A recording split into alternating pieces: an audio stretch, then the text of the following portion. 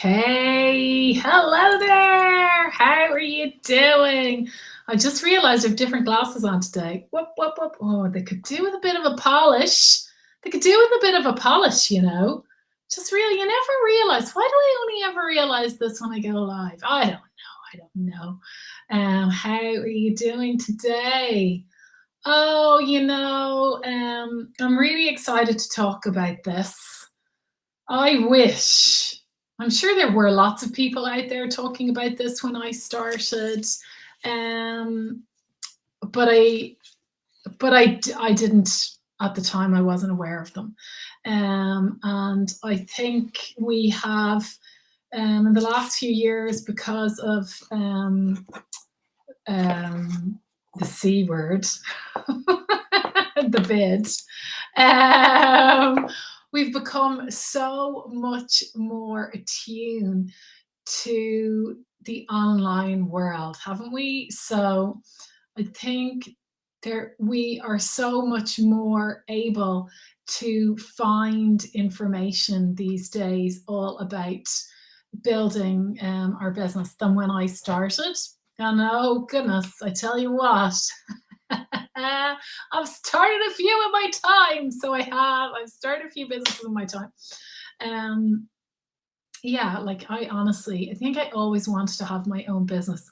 My dad had his own business. He had an office supply business. He used to go all around Ireland with his typewriter ribbons in the back of his car and whatnot, and sell. Gosh, typewriter ribbons. Yeah, God, it would have been. Oh, that's how old I am. And then I just always wanted to have my own business. It's funny, isn't it? Because my brother had the exact opposite reaction to my reaction. His reaction was, I never want to have my own business. I want to work in a job that's really reliable, where I will be more available and have more time for myself. And it's just so funny how two people can have the exact same experience and yet it's a different experience, isn't it? Anyway, I digress. I suppose just to say that I have had different businesses. I had a business in about 2009, which was a social events business. So long before all of us piled onto social media in such a big way, I was on social media with my own Facebook page for my social events business, and I was building my lists and getting people out, like, from online into the real world. So almost the opposite of what we've had to do there recently, right? And I built a page from just me, remember, to like 1,500 people, but right in the middle of a recession. Like the worst recession, and it was all based on disposable income. So funny, right? But I learned loads back then, because I really did have to build a network of people, and I realized that it was very difficult to get people to take action. And at that time, I didn't have all of the information that's available now online about how to, like, build your lead magnet and how to build a network that you do nowadays. Okay, so I went back to paid employment, but in a digital agency, and an award-winning digital agency, and I learned so much there. I worked with teams of developers in different countries. I worked on big accounts, and I learned even more about the online world than I had before. And then I actually went back to running my own business. And this time I ran a 6-figure business.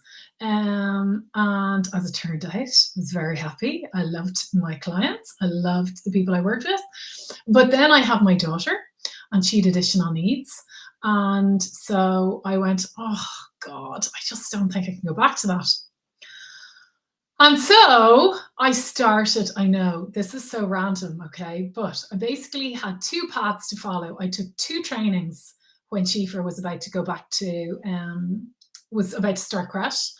And one was about training, and my idea was to run a mindfulness, well-being in the workplace um, training program. I rejected that and I went for kids yoga. And that is where I have so much to teach you from. And and it was in all of that building my list again, but this time parents. And then I did more training. Oh, I tell you what, if you know a yoga teacher, you'll know that once you start the yoga training, God damn it, you keep going. So I did pregnancy yoga. And again, I built my list. I learned how to teach baby massage. So again, I built that list, and I've got a huge list of parents. They are now mums, who my pregnancy clients, and actually locally outside the shoe shop the other day, I ran into one of my first clients in baby massage, and she was like, "He's 3 now," and I was like, "Oh my god, that's mad!" And I was so glad she remembered me. And why do I tell you all that? Well, I remember running around going with leaflets, going into doctor's surgeries, going to supermarkets, putting up flyers, and going, where is everybody? I ran lead generation ads because I suppose with my marketing background, I was a lot more comfortable in doing that. And I learned so much. Lead gen ads actually were brilliant. And as if you've been following me for a while, you'll know that I've rejected all of that. And my whole thing about what I believe is the easiest way to attract high ticket clients is to do it without ads. Um, Honestly, it is. So, and I think the reason I can say that is because I've done it. I've done it with ads, and and what I would also say, if you've followed me for a while, you'll also know that I believe in many ways to get the results. And I always say to you, if someone tells you that theirs is the only way, then it's bullshit, because there's loads of ways to get the results you want. Okay. But here's why I don't like using ads to build your network. Okay. So come on in. I'm going to tell you the secrets. Okay. I don't like it because I don't think that you get very good quality, qualified leads. Okay. And I'll tell you why. If you use Facebook lead gen ads, for example, if you have something really specific and really that's been proven, again, you see, without ads, and then you use it in lead gen, then maybe, as in lead generation ads, then maybe, okay, you might do pretty well. But when people see an ad and they click on an ad in Facebook, they don't think, okay, they don't actually have to think about putting their email address in and putting their name in and reading the text properly and going, oh, this is great. There is no conscious decision, okay? It is all click. Oh yeah, click, that's it. And if you don't have a really good system set up, like to immediately send the lead magnet and then to follow up with your welcome series of emails, then they're not going to remember you at all. Honestly, they're not. And with lead gen ads, some people click on them by mistake. My emails were obviously so good, if I do say so myself, that I every so often would get an apology email from somebody going, God, I'm so sorry, Elaine. I clicked on your ad for baby massage, but my daughter's 3. Gosh, they never say, could you take me off the list? They just write me an apology. So cute. Um, so what about you? I just don't think if you have like a service business or you're a coach or a yoga teacher and you really want like your dream clients, I don't think it's the first place to start. Okay. I have to tell you that please believe me, I've made enough mistakes for all of us. Now, I got great clients initially from those lead generation ads, but then honestly, I couldn't predict what I was going to spend. And you get kind of caught up in the whole, oh, that's performing well, maybe I'll spend more. And then you just look at it and go, oh, how many clients did I actually get from that? Do you know what I mean? And then you just be breaking even, and it's just not worth it. What is worth it is spending time building your network before you do anything.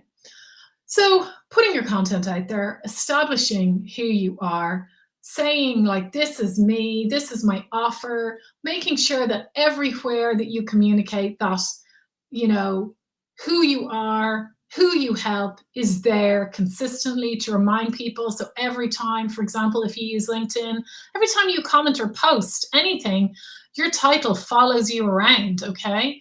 So anytime you go and you interact with one of your ideal clients or you post something or you share something, your title comes up again and again and again.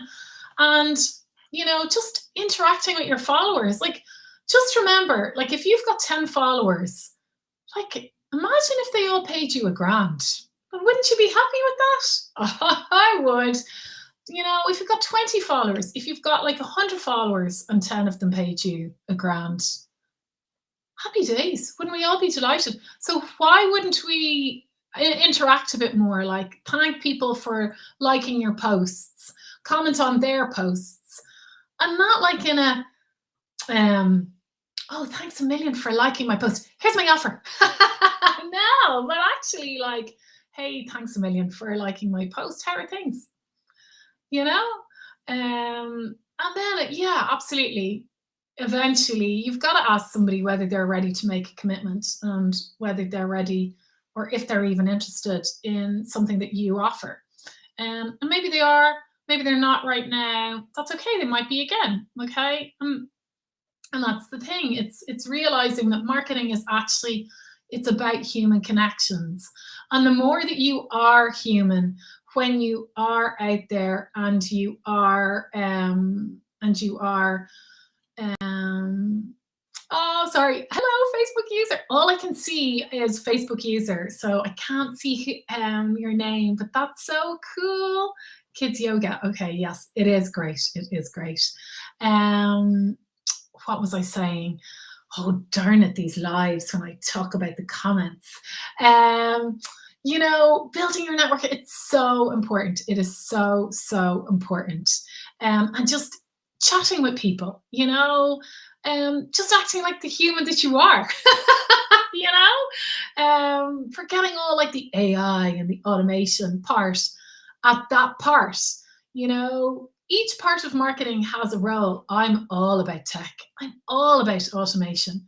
When it comes to anything that is a task that can be repeated. But in the actual, where I want to work with somebody, I want to talk to them. Do you know what I mean? Like, I want to text them. I want to have the bands because I want to know, am I going to like spending 90 days with this person? Also, do I trust this person to do the work to get the results? Because they won't. If they don't actually like pull up their sleeves and get in there and do the work, they're not going to get results. Do you know what I mean? So, you're not going to get that from from an ad. You're just not, So you've got to think about what you sell when it comes to your marketing. really often I get DMs, people slide into my DMs and say things like, please tell me how I'm going to get clients. Or another thing that I've noticed is in the yoga groups that I'm part of, every so often you get one of those those posts in the group that just make you feel, oh God, this poor person, I know how that feels. Where someone's like, I did everything. Like, and you can just imagine the dramatic, maybe warrior one, some kind of pose. I did everything and nobody signed up. Look, can I just be real with you? Like, anytime I go and have a look, they haven't done everything. They haven't. They haven't. One lady, actually, one teacher posted that she had done everything, and it was like it was an event all around celebrating women's menstruation. Okay, so it was going to be a beautiful event, and it was going to be all about celebrating the womb. And it sounded lovely how she described it to us in the Facebook group. But Jeannie Mackers, when I saw what she used as her promotion for the actual event, like it was text on scarlet red, like image, and it was just like, I don't want to basically have a big blob of period to something that I'm going to go to as a celebration of my femininity. I don't, it needs to be a bit more feminine, romantic, inviting, than bleh, come to this. Do you know what I mean? So I quickly realized, no, she had not done everything. And everything means, everything means a lot. You have to put a lot of work in to getting somebody to spending time with you. Like, think about how busy you are, okay? If you have kids, or if you don't have kids, if you've got fur babies, if you've got a busy job, if you're caring for your parents, if you're going through your own battles, just think about your own life. Think about all the messaging you receive. Think about then someone seeing your messaging in the context of how you feel in your own body, in your embodied experience, right? Like, it's wild, isn't it? Tell me, how wild is your life? My life is freaking wild. I've got a child with additional needs. Like, I had to go to an assessment that took all yesterday afternoon. Today I had to have somebody over to measure our toilet to help her to get up and down off the toilet. I had to take her out of creche. I had to run her up the stairs. I had to try and explain this to her. Like, she has an intellectual disability. Like, it's challenging, Then I had to frog march her back to creche, Then I had to go pick her up, and I'm sure we have something else this week. And so I get it. I get that me telling you that actually you have to do a lot of work to get people to you is probably a bummer. But I've got to be honest with you. Anyone who says it's easy is bullshitting you, okay? And especially when it comes to coaching, I want people to, it would be better if people were honest, wouldn't it? Building your network is hard work, but it is also easy, okay? And I think that's where people come unstuck. It's kind of like, those people who go, you can make 10 grand a month, but then they don't break it down for you. Because of course you can make 10 grand a month, but you have to break it down. Like, you have to break it down to what you've got to offer and how much you charge and how many of those people you need to get to that 10 grand. It's the same for building your network. Step one, figure out your offer, okay? Figure out what you've got to sell. Step two, choose an ideal client. And it's kind of like, choose an ideal client, any old ideal client, choose an ideal client. Really do Just choose one who you like, choose one who's like you, choose one that you know, choose one that you feel comfortable talking to. Because for me, for example, with pregnancy yoga, I adored it. But I'm 47 and I'm going through perimenopause stroke menopause. And so I suddenly realized I can't do this anymore. So I just realized, no, this doesn't make sense to me to have that cohort as my ideal client anymore. It just doesn't. So who's your ideal client? And then you've got to go, okay, see what I mean? Building your network. You have to kind of look out and go, who's naturally in my network? Okay. And then you've got to get something that represents a tiny part of your offer and see if you can offer it to them so that they will become closer to you. Okay. So if you're a yoga teacher, it could be a free class, that's a free online class that they could watch and they could give you your email address. If you're a coach, it could be a PDF of 5 ways that they could get, like a what to do situation of what you do. Not, when you're coaching, it's how you do it, right? It's the detail, but the what to do can help get someone closer to you. You know, um, just even like if you are a service-based business, like if you're a photographer, then maybe it's a nice video of how you actually like the process. So like almost like you being filmed um doing the day so that people can go, wow, that looks cool. I'd actually really enjoy that.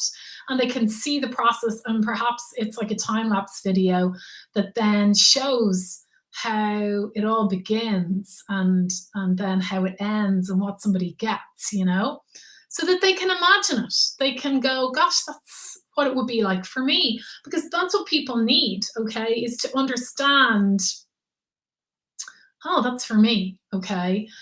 And so you build your network by, first of all, reaching out to everybody you know and energizing them and saying, hey, this is what I'm doing now. Do you know anybody? And you talk to your friends and your family and your former colleagues, and the people in the gym that you know, or whatever clubs you're belonging to, and your Facebook friends. And you invite them all to whatever you have to do. And then you go from there, okay? And then you create something that is a little small version, and then you ask for some way to contact people, and you go from there. And you go and you explore groups, Facebook groups, where you can send out, hey, would you like this? 5 ways to pose for a photo for your CV, or for your 21st birthday party, or for your, something that makes sense. Because people love that. They would love to know how they should stand, or how they should look, or what makeup to use when they're going to get their photo taken. It's those little things that are relevant to what you do that people love. You can record on your phone. Even my Android phone, I used to do my little meditations, and then I put them on my Google Drive and I collect emails that way. Easy, pretty much free, because with MailerLite, which is free up to 1,000 people, I could even have an automated welcome series there in exchange for that. It really can be so easy to do. Okay, really can, and then do that for a while, and fine, you might have to, not give up the day job, or you might have to try other avenues, but build your network, and don't measure your success by anything until you've got a decent network built. Keep knocking at the door, because you're going to keep learning every time the door shuts. Right? But keep going at it. Listen, I had 40 people on my email list for my coaching business. In fact, I had 25 for my coaching business in January, and I have 211 now. And I've just gone at it, okay? But constantly going, okay, what would be useful? What would be useful? And also asking people, what would be useful, And then trying one thing, crickets and tumbleweed, and then trying another, and like it goes off like a frog in a sock, and you're like, yeah, great, I'll do something like that again. So you've just got to keep at it. You've got to keep at it.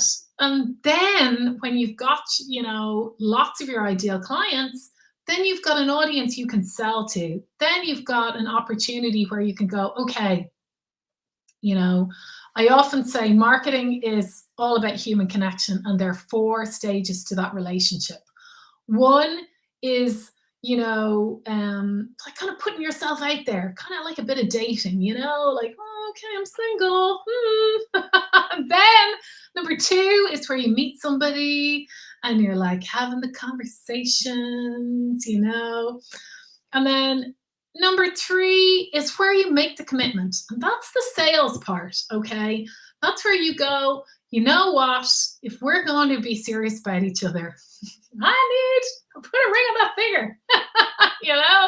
I need you to cough up some money. I need a commitment.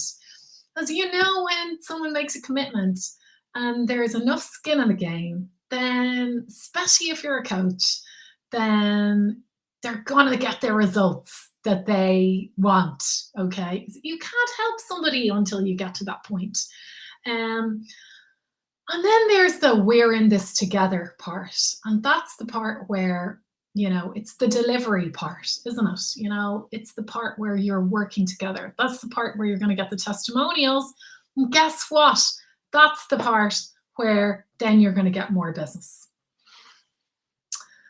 And that's what you got to do to build your network.